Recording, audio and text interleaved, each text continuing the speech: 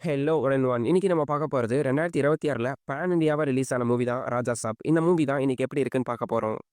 பிரபாஸ் தன்னோட பாட்டி நினைப்பாவே வாழ்ந்துட்டு இருக்காரு. பிரபாஸ் பாட்டிக்கு அல்சைமர்ஸ் நோய் இருக்கு. தன்னுடைய ஹஸ்பண்ட் நினைப்பாவே அந்த பாட்டி இருக்காங்க. அவரு எங்க போனாரு, என்ன ஆனாரு அப்படின்னு யாருக்கும் தெரியாது.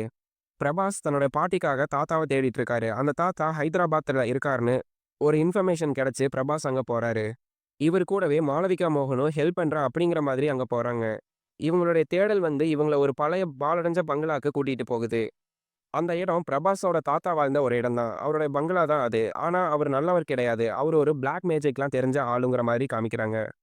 அவரு பணத்துக்காக என்ன வேணா பண்ணுவாரு அப்படிங்கிற மாரி காமிக்கிறாங்க. ஆக்சுவலா பணத்துக்காக தான் அவரு பிரபாஸோட பாட்டி சின்ன வயசுல வசியப்படுத்தி கல்யாணம் பண்ணிட்டாங்க. அப்படிங்கிற மாரிலாம் தெரிய வருது. அந்த பழைய பங்களா வந்து ஒரு ட்ராப் மாதிரி செட் பண்ணி வச்சிருக்காங்க. உள்ள போனா வெளிய வரவே முடியாது அப்படிங்கிற மாதிரி இருக்கு. இப்படி பிரபாஸ் அவர்கள் உள்ள போயிட்டு வெளிய வந்தாரா இல்லையா? அந்த தாத்தா அப்படி என்னதான் பண்றாரு? பாட்டிய திரும்ப பார்த்தாங்களா இல்லையா? அப்படிங்கிறது தான் இந்த படமான ராஜா சாப்.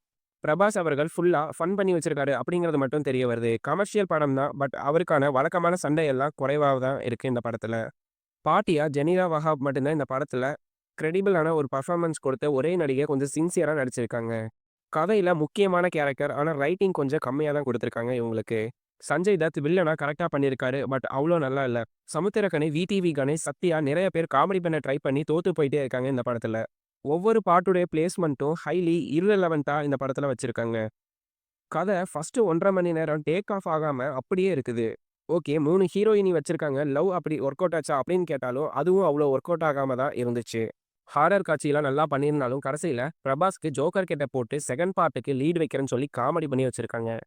அண்ட் இந்த மூவி யாருக்கு செட் ஆகும்னா, அதுக்கு முன்னாடி நம்ம சேனல சப்ஸ்கிரைப் பண்ணி வச்சுக்கங்க. அப்பதான் இந்த மாரி மூவியோட அப்டேட் அண்ட் ரிவ்யூலாம் உங்ககிட்ட கம்மியான டைம்ல என்னால டெய்லியும் கொண்டு வந்து சேர்க்க முடியும்.